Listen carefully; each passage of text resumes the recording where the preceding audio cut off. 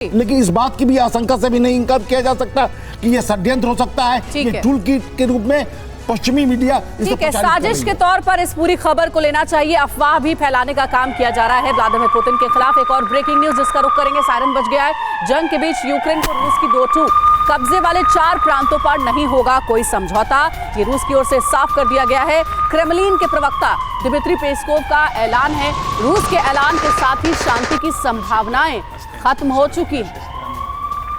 तो अब तक जो उम्मीदों की जो घड़ी थी वो इस बात के लिए इशारा कर रही थी कि शायद शांति वार्ता आगे बढ़ेगी, लेकिन अब तो रूस ने दो टूक कह दिया है। यूक्रेन को इस बात के लिए धमका दिया है कि यूक्रेन इन 4 प्रांतों को हिमाकत ना करे जो वापस लेने की, जो रूस के कब्जे में आ चुकी हैं। इसीलिए हम कह रहे हैं कि ऑपरेशन कब्जा, और अब ये लड़ाई इसीलिए भीषण होती हुई नजर आएगी क्योंकि यूक्रेन ने इसे इस बात से जोड़ दिया है कि ये 4 जो प्रांत है वो उनकी इज्जत का सवाल है।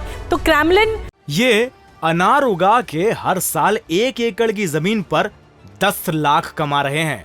उनसे सीखना है तो फ्रीडम ऐप को अभी डाउनलोड कीजिए। जो है वो रूस की आत्मा है, पुतिन की आत्मा है। तो जो क्रेमलिन के प्रवक्ता है उनकी तरफ से क्या कुछ कहा गया है, आइए जल्दी से आपको बताते हैं कि बिग बॉल के जरिए ये 4 राज्य 4 प्रांत जिससे लेकर यूक्रेन के 4 राज्यों को रूस किसी भी कीमत पर नहीं छोड़ेगा। और लड़ाई दरअसल जो जड़ है लड़ाई की वो यही है, कोई भी शांति समझौता इन 4 राज्यों से अलग रखकर ही होगा। अगर शांति पर बात होती है तो ये 4 राज्य अलग होंगे। 4 राज्यों में डोनेस्क, खेरसोन, लुहांस्क और जेपोरिजिया अब रूस का हिस्सा है, तो इसलिए इन्हें अलग हटाकर बातचीत होगी अगर होगी।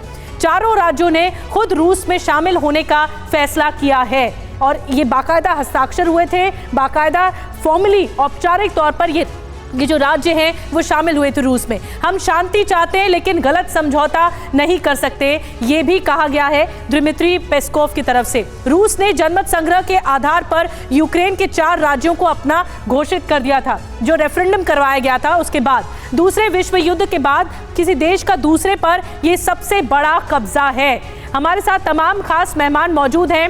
मैं एसपीपी सिंह आपके पास आ रही हूँ। सिंह साहब, आपको क्या लगता है ये जो 4 राज्य हैं, अगर इन्हें रूस ने कह दिया है इन्हें अलग हटाकर बात नहीं होगी, ये हमारे हैं, हमारे ही रहेंगे, यूक्रेन को अगर शांति पर बात करनी है तो इन 4 को हटा दीजिए, उसके बाद बात करिए, ऐसा लगता है होगा? निधि, ऐसे है, इस समय दोनों देश यूक्रेन और रूस अपने अपने स्टैंड पे अड़े हुए हैं। उसके 10 पॉइंट ज़ेलेंस्की ने पेश किए हैं पीस के, जो कि नामुमकिन है रूस के लिए। और वैसे ही जो रूस पेश कर रहा है वो ज़ेलेंस्की अभी काफ़ी शय में है, वो उसको नहीं मंजूर है। पर देखा जाए तो ये लड़ाई क्यों आरंभ हुई थी? लड़ाई आरंभ हुई थी इसलिए कि एक डेमोक्रेटिक सेटअप जो अमेरिका लीड करता है विश्व में, उसको सर्कल करना चाहता है रूस को। और रूस इसलिए अपनी सिक्योरिटी का ध्यान रखते हुए उसने 2014 में क्राइमिया को भी ऑक्यूपाई किया था।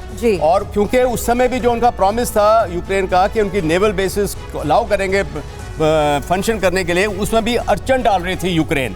तो इसलिए ये 4 जो रेफरेंडम किए हैं इन्होंने, बेशक यूएन स्पॉन्सर्ड नहीं है, पर रूस इसके ऊपर बिल्कुल कायम रहेगा। वैसे ही क्राइमिया की उसकी जो है सुरक्षा उसको कायम रखेगा। और ये बहुत आवश्यक है अगर पुतिन के लिए, और जो बिल्कुल हॉक्स हैं रूस के अंदर। मैं आप दर्शकों को बताना चाहता हूं कि हम समझते हैं कि पुतिन बड़ा हॉक है। रूस में ऐसे हैं कार्यकारी जो कि पुतिन से भी ज्यादा एक्सट्रीम हैं रूस की नेशनलिज्म के लिए। और उनको अगर कंपेयर करेंगे तो आपको समझ लगेगी कि पुतिन एक मैलिएबल और एक मध्य रास्ता रख रहे हैं रूस की नेशनलिज्म, रूस की सिक्योरिटी के लिए। वर्चस्व की लड़ाई, और यूक्रेन इस बात से वाकिफ है कि 4 क्षेत्रों पर कब्जे की बात अगर रशिया करता है तो पीछे नहीं हटेगा। ये अनार उगा के हर साल 1 एकड़ की जमीन पर 10 लाख कमा रहे हैं। उनसे सीखना है तो फ्रीडम ऐप को अभी डाउनलोड कीजिए।